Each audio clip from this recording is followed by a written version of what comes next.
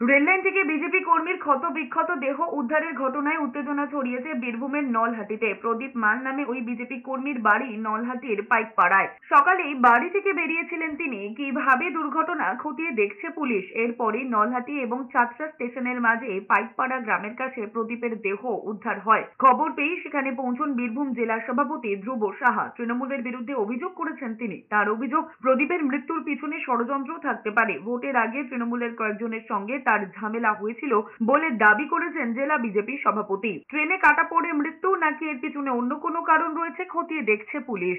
আমাদের তো সন্দেহ হচ্ছে ভোটের আগে একে নিয়ে অনেক ঝামেলা হয়েছিল। আমাদের অত্যন্ত লড়াকু কার্যকর্তা ছিল।